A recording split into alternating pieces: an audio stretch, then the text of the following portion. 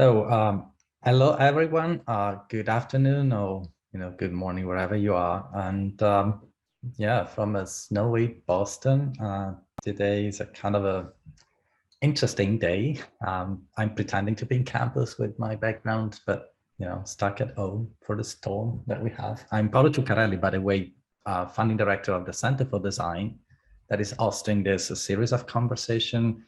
And welcome to the second installment of our spring series. Actually, this year in the series, we crossed many different instantiations of Designerly way of thinking, from the service design tools kind of metal level of design thinking to musical thinking for designing sonic experiences, the art and architectural thinking together to address some public space issues, and visual thinking with the COVID-19 online visualizations collections, and today choreographic thinking to support the design of kinesthetic experiences and explore what design in, through, for the body, as written in the description of the event, might mean. To understand that well, I mean, the floor, Nicole, is yours. And thank you to the moderators, Laura, Ilya, Nicole, for assembling such a interesting and diverse panel, as right in the spirit of the conversations at the Center for Design. We always want to address different perspectives on a subject matter. Without further ado, the floor is yours. All right, thank you, Paolo. Thank you for this opportunity to share modes of choreographic thinking with CAMD and beyond, and also for hiring me and supporting our research in dance and data. Today, I am joined by Ilya Vidrin, who is a choreographer, dramaturg, and interdisciplinary research practitioner, and a second-year postdoc here in CAMD's Department of Theater. Laura Perovich, who is an assistant professor in the Department of Art and Design, and she brings her experience in partnering and Latin dancing. And myself, a dancer, choreographer, and company director, as well as my position here with the Center for Design doing research and communications. So sign up for our newsletter. I'll put the link in the chat later in the meeting. Ilya, Laura, and I are very excited to share with you the work of three inspiring choreographers working at the intersections of dance, social justice, collective memory, community building, technology, interaction design, surveillance, robotics, and whatever else comes up in this conversation. As Paolo mentioned, the Center for Design is an interdisciplinary research hub working at the intersection of design and any other field and discipline that is willing to collaborate with us. We are especially happy to be bringing this to you as part of the CFD conversation series here at CAMD, because dance is arguably one of the lesser understood art forms, or at least the one that people make assumptions about without ever actually experiencing more than maybe just the Nutcracker or what plays on primetime TV. And because of this, it is also the least funded, not only of the arts, but of the performing arts. So we hope that everyone here today can walk away having learned something new about the potentialities of dance, choreography, embodiment, and more. I am personally excited for this conversation because I am the co-founder and artistic director of a Boston-based dance company, Evolve Dynamics, and anyone who knows me knows that dancing must be a part of anything I do in life. Dancing has allowed me to succeed in my own education. When I was studying physics, dance was not only my form of stress relief, but also my way of solidifying and understanding abstract spatial concepts. In the physics library, I was known for my area under the curve dance. When I was pursuing my master's in architecture, I realized the stark similarities between choreographic process and practice and design thinking. I immediately understood the value of iteration in the design process, and I knew how to collaborate with others. I was also able to conceptualize my building designs from a somatic perspective. I see so many opportunities for dance to speak to the current challenges we see today. One of the company's current initiatives is mental health advocacy through dance. We've put on a few shows, held a few events, and we've learned to use movement to process life together as a community. By approaching stigma through the language of movement, our dancers and audience members have begun to feel more at ease discussing their own mental health. And we've witnessed how spoken language becomes more accessible after movement reconciles the loaded words that add weight to stigma. Dance is also important in the pandemic context. Companies and theaters and the entire dance industry has been drastically impacted by the pandemic. But dancers are the ones who have embodied knowledge and experience in community building that is going to help us move forward as a society together and to heal. So today we are very excited to share with you the awesome and diverse work of 3 amazing choreographers. We're also really excited to bring you this panel because it connects closely to our own research and interests. In particular, the 3 of us have been exploring ways to represent data through dance in our recent work. And this project is part of a collaboration exploring ways to embody information through the arts. This includes some work on data and theater led by Rahul Bhargava in journalism, and also key contributions from Victoria Pallison, as well as many students, faculty, and staff from throughout CAMD. And that's been one of the really exciting things about this project is how interdisciplinary it's been. We're also really grateful for the support this work has received from within the college, including a collaborative seed grant. To give you just a little bit of an idea of what we're thinking about on the dance side, one of our main interests is creating felt experience of information through dance. This work builds on Soma design practices and interaction design, as well as data visualization work within the DataVis community. One thing we're looking at here is how to encode data in a way that prioritizes felt parameters instead of the visual. And we're also considering how this impacts people's experience of information. So far in this space, we've conducted a number of workshops and class activities, and we have a few publications in progress describing this work. Going forward, we hope to run more workshops with dancers and also to develop a toolkit to help others explore these methods. So we're really excited to share more about this work with the community in the coming months. Today, we're thrilled to bring you 3 panelists to share their work in dance. We've got interaction designer and choreographer Lauren Badal, award-winning dance and performer and choreographer Jessica Roseman, and senior lecturer and associate chair of theater arts and performance studies at Brown University, Sydney Skybetter. When we were discussing who to feature as panelists, we were particularly excited to invite individuals who are situated within dance, who move fluidly between a rigorous artistic practice and who ask deep questions about movement and embodiment. And these 3 folks we've selected because we're excited to hear more about their work within the world of dance and design. We encourage you as our audience to add your questions in the chat throughout the presentations. We've saved considerable time at the end to ask questions together. We hope this will help us learn from each other and build connections between dance and design. So without further ado, I'd like to introduce Lauren Badal, who has spent the last 7 years in Silicon Valley designing digital and physical products.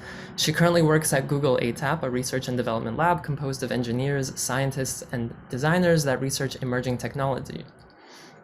Outside of Google work, she's founded Syncopated Objects, a research studio that experiments with movement visualization techniques, and I encourage you to check her out on Instagram.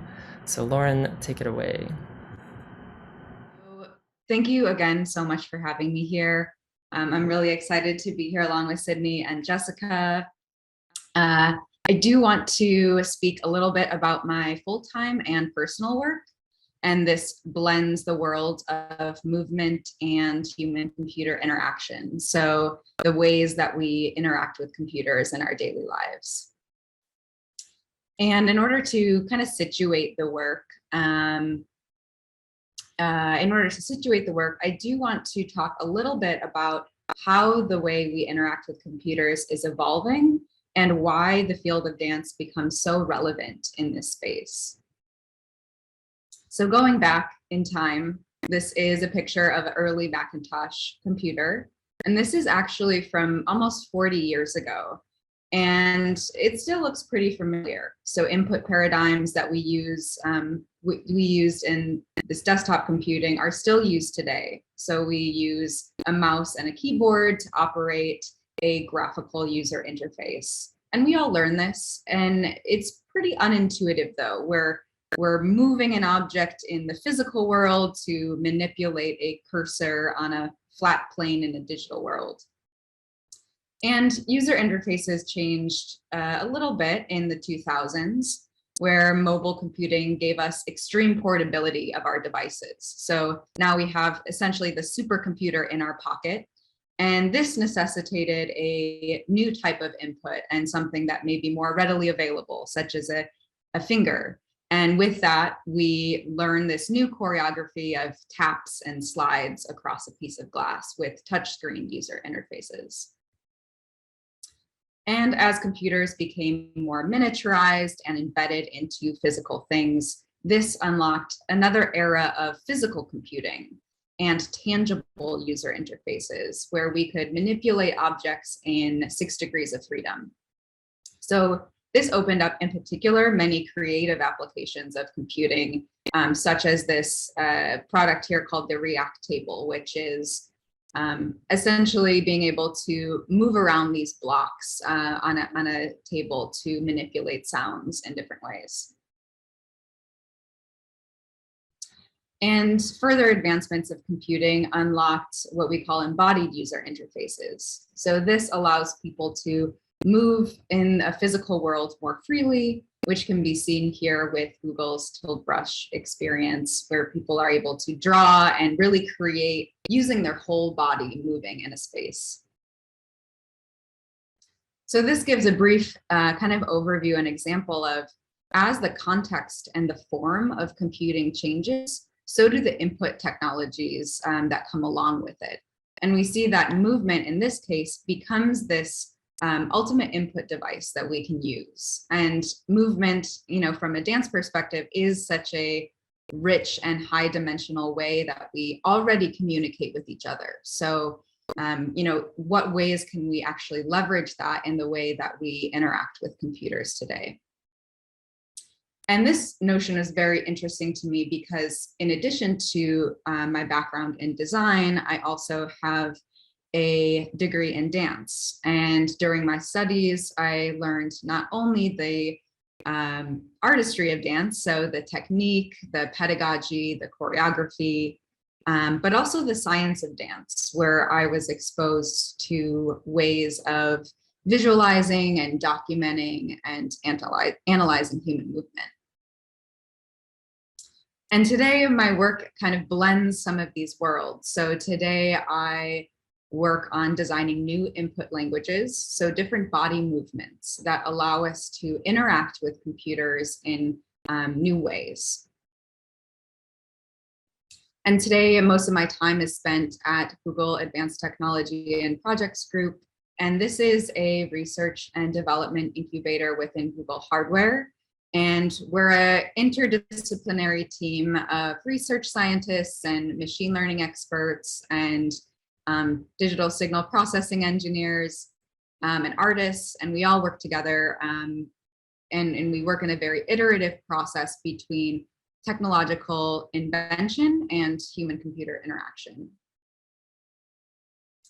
And in this lab, we work a lot with motion sensors, and particularly radar technology that can detect different scales of movement. And it's quite an interesting technology because it sees the world quite differently than a camera. It sees movement less as a image or a series of images and more as this bubble of reflected energy. So I think from a dance perspective, it's a fascinating representation of movement.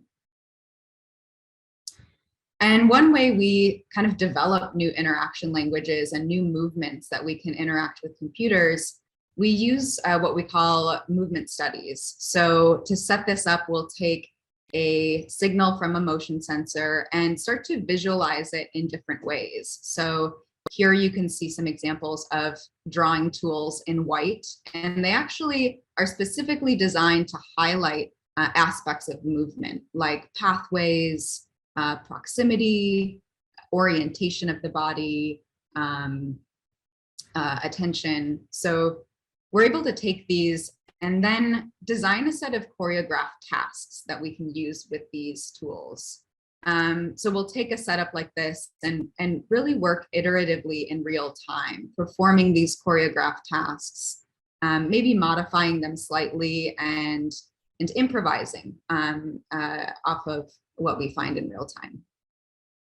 And for the dancers in this room, you know, some of this process is actually quite similar to how choreographers explore ideas. We'll take a basic idea or a movement motif, such as a turn of the body, for example, and we'll explore different variations of that turn, whether it's different shifts of weight, different dynamics like speed or orientation.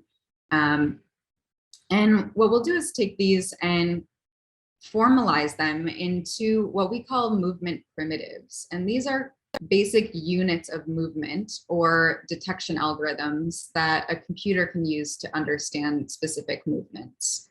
So this may include both implicit movements, like a turn of the body, for example, or explicit movements, such as a hand passing over the device. And finally, we'll take these movements and pair them with a system response from a computer to create a use case. So here, let's say you're cooking in the kitchen and you're watching a tutorial video. A device could understand when you've stepped away from the video, and it can be considerate in that moment and pause the video, only to resume the video when you've turned back towards the device and you want to engage with that content. Another example is, you know, let's say a quick wave of the hand. A computer could understand whether you want to quickly go forward or back a track in a music playlist. And a quick transition outside of Google work, I'm also interested in how movement and computing is applied in a more performative context. So I'm very inspired by the work of Adrian M. and Claire B., as well as Raisin Maddox's research with Daito Manabe. These are people that are, you know, true visionaries and really explore cutting edge technologies in the context of performance. So using everything from projection mapping to drones and robots to really push the boundaries of choreography, choreographic objects, you know, in a performance setting. Let's see if this video works. So around 2017, 2018 is when I began to dive deeper into this world. I was in San Francisco at the time, and I was exposed to groups like Kinetech Arts, where they really explored new technologies in dance, you know, very early on. And I was lucky to have the opportunity to work with them and specifically with motion capture technology. And I was really fascinated by this ability to control digital avatars and find ways to use digital representation as a choreographic tool. And now I've continued exploring these ideas through an alias called Syncopated Objects. And at this time, it's primarily a space for me to play with no plan or agenda, really. So a lot of my experiments today look at image and video filtering techniques, whether it's manual or with machine learning. So I'll take a simple video of movement of me dancing on a plain background, and then try to turn it into something different. So leveraging different qualities of filters like blur or echo or inversion. And I'll take a video and take it into a software program like Notch or other image or video filtering apps and kind of play with it as much as I want and really knead it, put it through so many filters until I get something interesting. And experiments like this, I like in particular, just because it's so far abstracted that you can't really tell that it's movement anymore. It kind of takes on its own quality, but at the same time, there's organic elements that still remain based off of that choreographic source material. This shows another example of, yeah, kind of retaining that organic quality. And you can kind of tell it's a body, but not quite. I think some of these explorations that I'm doing in this space are really interesting. And there's probably more, a half an hour more to talk about this, but you know, at this point, it's really just producing a volume of work and seeing where it goes. But I think in comparison to some of the Google work, it's a nice way to play outside boundaries or constraints in a more artist-first approach. And that's it. Thanks. Hope this wasn't too fast, but hope it gives you an overview of, you know, the area of movement and computing that I work in. Thank you, Lauren. That was fascinating. I follow your Instagram, and sometimes I watch those videos just when I need to not think about anything else. I am now very excited to introduce our second speaker and local Boston dance maker, Jessica Roseman. She is a choreographer and solo performing artist who incorporates healing arts philosophies into her improvisational choreography. Sensing and expressing the right action for the moment guides her work. Her identity as a Black, biracial, Jewish single mother informs her perspective. With a lifetime of being questioned about who or what she is, she's come to create her own pathways for belonging. As a Feldenkrais practitioner, personal trainer, licensed massage therapist, and mother, Jess's choreographic and somatic practices are deeply intertwined. Her body of work is provocative yet soft, challenging systems of thinking and being, acting and reacting, pushing boundaries without the pretense of blame, fear, or defensiveness. And her work brings awareness to the in-between, the space in between her and her audience, and by extension, the audience and the other, between ourselves and our own experiences, between what she says and what she doesn't say in her use of language and her performances. Yet what I find the most compelling about her work is that it's her way of processing life, and it's a powerful demonstration of the strength inherent to vulnerability. And I think that's something we can all learn from. And it's also something that she is now extended to local communities, and she is sharing it. And it's part of her ongoing project Nourish, which she will talk more about now. I'm going to share my screen. Bear with me. Let's start with that. Everybody breathe. How's everybody doing? Allow yourself to soften your gaze. Feel your sits bones. You don't have to be fixed into the screen to absorb what I'm saying. You can relax a bit, okay? And here we go. Whew. Okay, so I want to talk about where this all starts for me. My dancing starts with my own personal values and motivation. First and foremost, it's care, love, understanding, equity, and connection.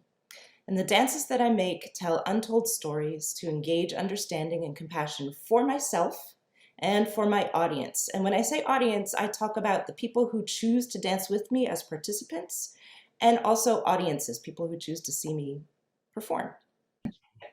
Sorry, you all. All right, so my manifesto, Yes, physical expression is universal. I also aim to instill equality through movement. It's important that we acknowledge all of the senses. We are born with a sense of touch first and foremost, and also to make interactive experiences in non-traditional spaces. And now I want to show this video of what I've been doing. So when the pandemic started, I wanted to dance locally. I was taking care of my family. I made a partnership with my local community farm and started this Nourish project where I invite people to come in and move with me. So these are participatory dances. Feel yourself breathing. This is your dance. What do you need to feel good this morning? Here we've got children and adults moving together as equals. They get to be the leader, so it's a non-hierarchical kind of structure. I love this video. This is a woman dancing a solo duet with the corn. She's interacting with the physical properties that the corn is, that she's observing for herself. And we also did social dances. Here again, it's a sort of a follow the leader. People of all different ages are involved. And Okay, that's enough right there. Because I can see you. how this is exploring nearness. What's your comfort zone for proximity? And I'm also reading how I feel, how my breathing is, and I'm reading how he's responding. If he's getting tense, maybe I don't want him to come closer. This is about consent.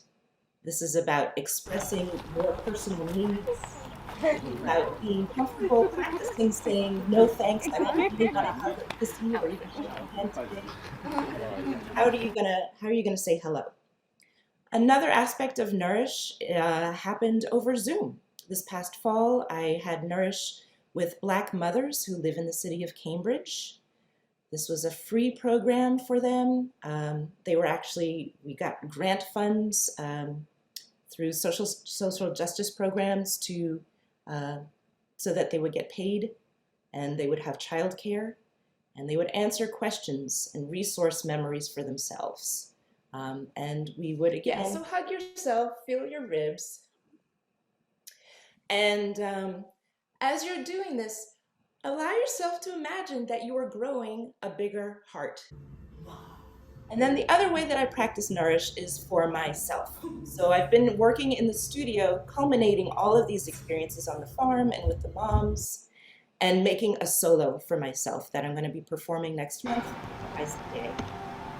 And instead of being on a farm, being in a theater space, I used to bring dance into the space.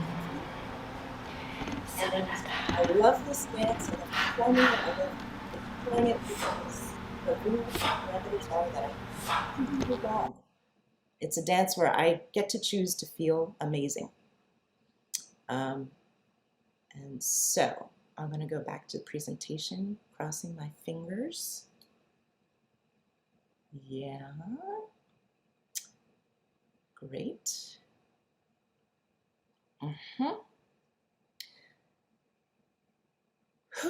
So, about my process.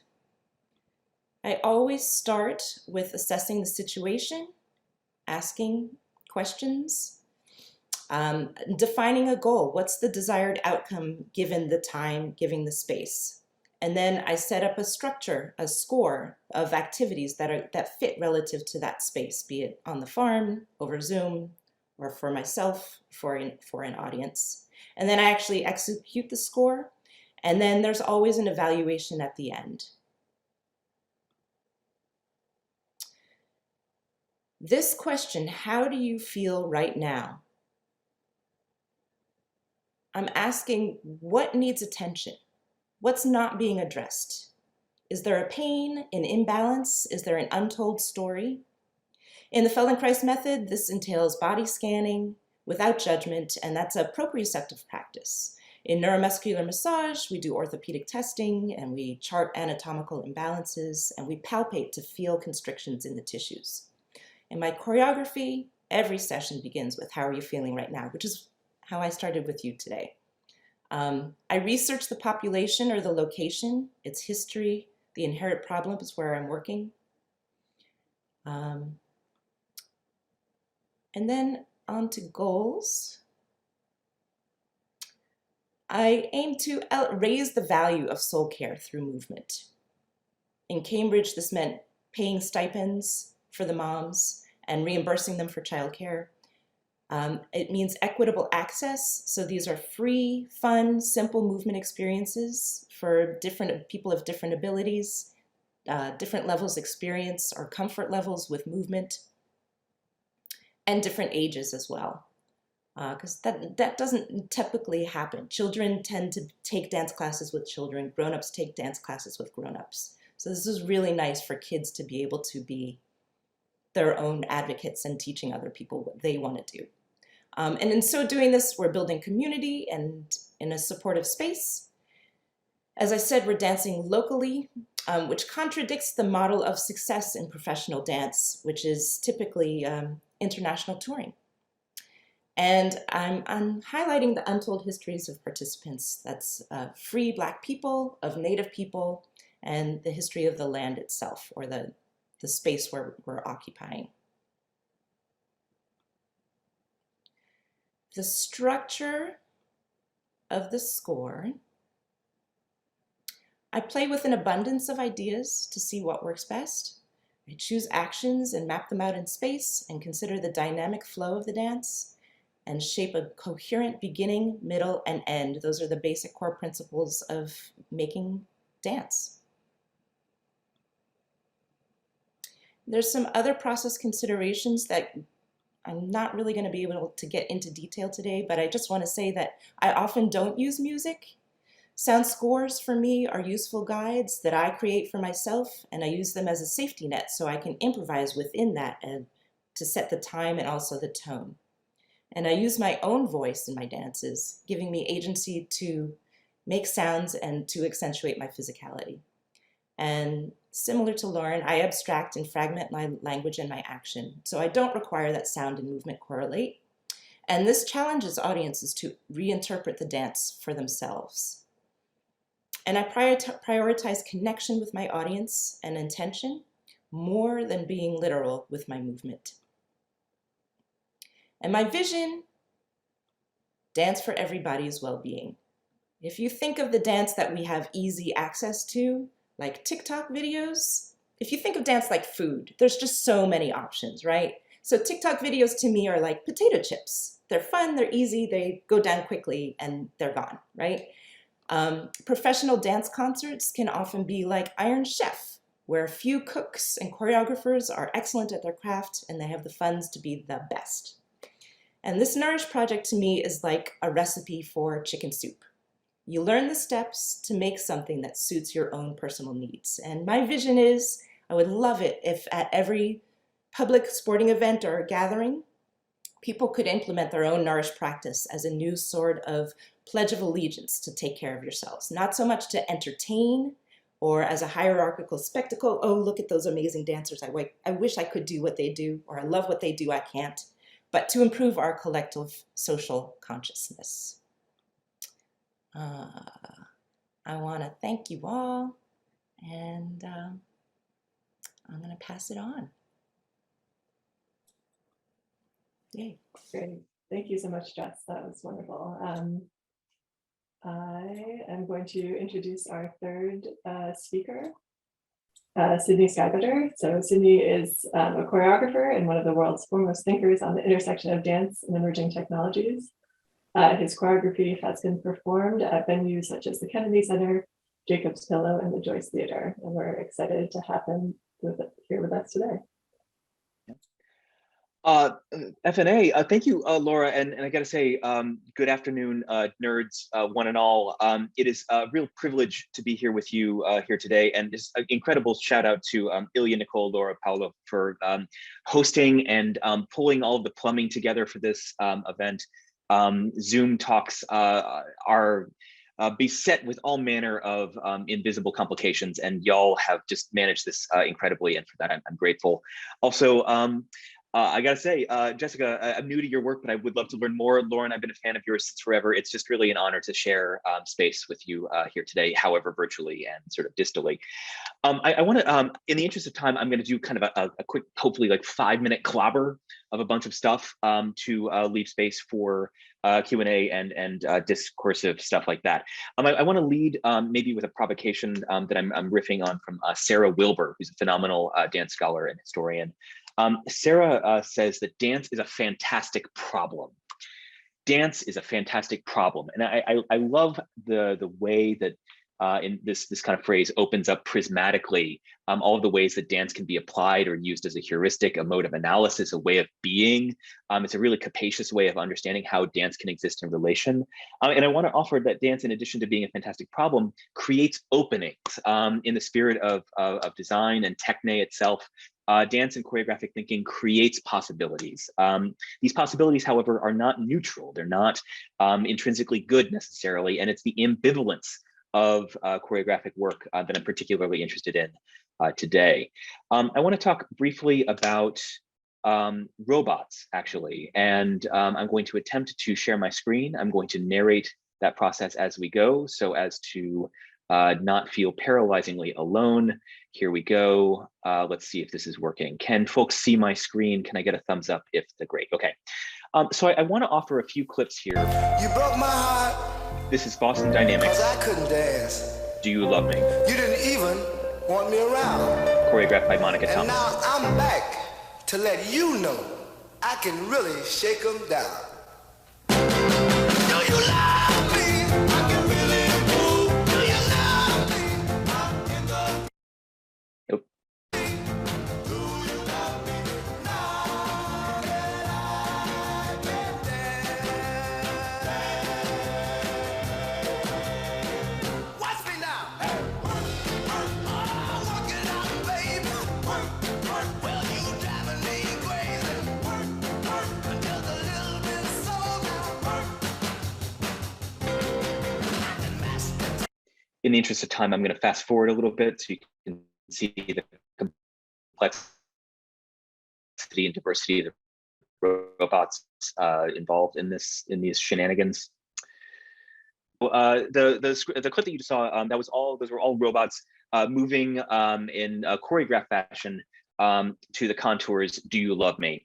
And there's lots of things to unpack there. We don't have time to unpack all of that, but I want to just gesture to maybe a contrast or a disparity in approach between the kind of soft poppy, cool Africanist kind of vibe of that last clip, and the Spot robots by Boston Dynamics in application.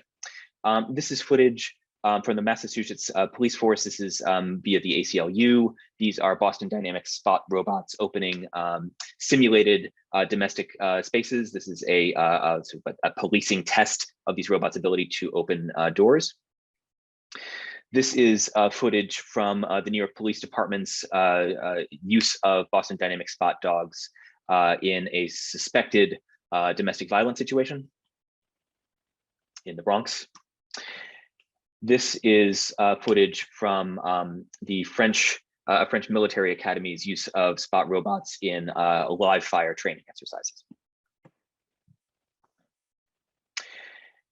And so I just want to kind of like sit with the ambivalence of those clips here, however quickly, that on one hand, these military industrial robots, Boston Dynamics is an MIT spin-off funded with all manner of defense funds with any number of known and unknown defense contracts. On one hand, creates music videos to almost exclusively artists of color. These videos are dynamic and poppy and very sort of soft and fun, or they're sort of ebullient and bubbly. But the actual applications of these technologies, not exclusively, are in warfighting and policing, but that's definitely a large facet of what Boston Dynamics technology exists to do. So I want to be clear here, there are robotics manufacturers who similarly engage dance and choreography in ambivalent ways. Boston Dynamics does put a line on their usage, the usages of their robots. They don't actually literally permit things like sniper rifles to be affixed to their robots. However, this is a use case that is nonetheless taken up by other manufacturers. And nonetheless, these robots are still used in policing and surveillance capacities. The incredible ambivalence here, the use of dance and choreography here is something I'm deeply fixated in, fascinated by. Because I, for one, was brought up in a manner of like kind of squishy granola East Village modern dance, which is like, dance is good. Like choreography is good. All of this stuff is great. You know, being an artist is awesome. Like we do the good work, right? As though like the kind of collectivizing and modes of choreographic research that we engage in was always already or necessarily good, or always already and necessarily moving towards justice in some ambiguous way. And I think Boston Dynamics is a really interesting kind of cultural object because it rigorously complicates what it means to do good choreographic work, or what it means for choreography to be used in the service of good, or better yet, towards justice. The kind of practical application here, the very ambivalence that we're kind of teetering on one hand, Mark Rabert, the founder of Boston Dynamics, will tell a story about why dance, like why is Boston Dynamics in the dance business on any level? And he says that he won a mashed potato dance contest somewhere in the 60s and is interested in like spreading the love of dance through his work in robotics. And that I buy that on a certain level. I get it. There is a certain deep-seated investment in dorkitude. Like there's a kind of social interest and like fun energy that is somehow enlivened by these robots, which is like, there's a lot to unpack there.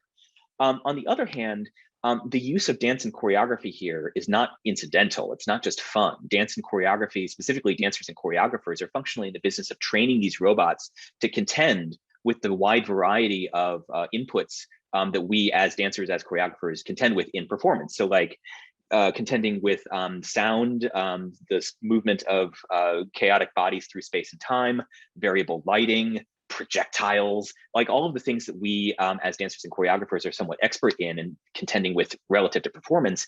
As we train these robots to contend with these things, we are also in effect training them to do better policing, training them to do better military perform better military engagements.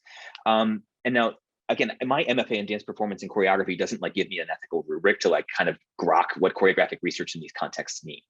And the gulf between what dancers and choreographers are normatively trained to engage in and the way that they are currently being engaged in industry, like that's a really interesting tension and continuum for me. The last thing I'll say here before ceding the remainder of my time is that this dance is a fantastic problem. It's also a remarkable teaching opportunity. So this spring, we created a new course that gets into this thicket called Choreo Robotics 0101, which is so close to being a joke, it's painful. On one hand, we have purchased several Boston Dynamics robots. We actually used a grant from the Navy to buy these military robots. And our implication in military industrial research here is really clear. Like this is a really transparent transactional moment between a research institution that has no shortage of investments in military research and us bringing these robots in to make them dance. We are making the robots dance. We are training our students in both choreographic theory and Python. And at the end of the semester, we're gonna have a dance show. And on one level, that's like cool. It's fun. On the other hand, the meat of this course is actually not in coding. It's not in making the robots dance. It's in understanding our implication in military industrial research, understanding how ambivalent these structures of power function, and specifically anticipating maybe future conversation, the gulf between what it is that dancers and choreographers are told that they can do with their expertise and how it's actually being engaged in the contemporary moment. These disparities, these ruptures, these disjunctures are fascinating to me. I think they provide an excellent way of like problematizing a lot of expectations and assumptions about like what it means to work in technology or what it means to work in dance. But again, like my comments at the very beginning, I think there's openings here. I think there's ways to consider and imagine questions of design and engineering and interdisciplinary collaboration that are very nascent. They're fraught and problematic. But they are fascinating and I think necessary for us to engage in the stuff of the future. On that is my, I don't know, 7 or something minute clobber, and I see the rest of my time and look forward to the discussion to come.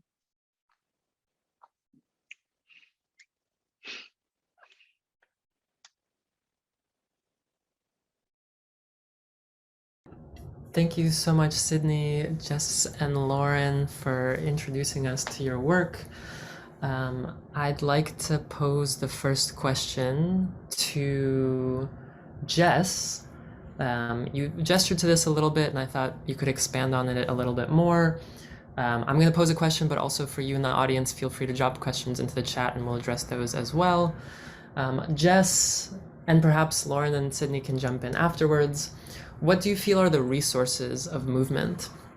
What do you feel are the limitations of movement, and how does movement enable you to take on different perspectives? I just love moving, and I took as many different kinds of technique classes as I could. When I was in college, I went to Jamaica and studied the dances of my ancestors. And in the Feldenkrais method,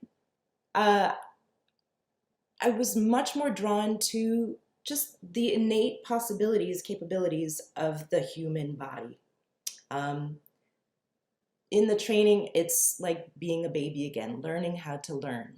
What are the physical properties and capabilities that are accessible to us? And it was so fascinating doing this 4-year training because I didn't want to perform anymore. Like, just the idea of having this abstracted technique and different kinds of specified vocabulary just didn't make sense. I wanted to be in my body and experience it and learn from my physical self. That's the best way I can explain it. Thank you. There is a question in the chat from Christine Zizzi. I think for Sydney, to hear more about the data algorithms going on within the robotic policing. Yeah, I mean, that's a great series of questions that we also totally do not have time to fully engage in. And on that note, I'm gonna, oh, I see, Christine, you just appeared. Do you want to elaborate on your comments? Is that something we can do?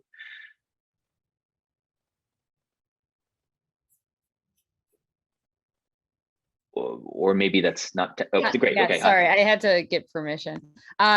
Yeah, hi, just to give some background, I am Nicole's sister, but I'm also a policy student here at Princeton. And so we often are talking about criminal justice and ways to approach like police reform. And this is like a great example of a concrete action item. So I think, I'm going to tell all my friends about it. They're going to love it because we're always like looking for like actual items. And I'm with a bunch of academics sometimes who are too into the theory. So this is a great application.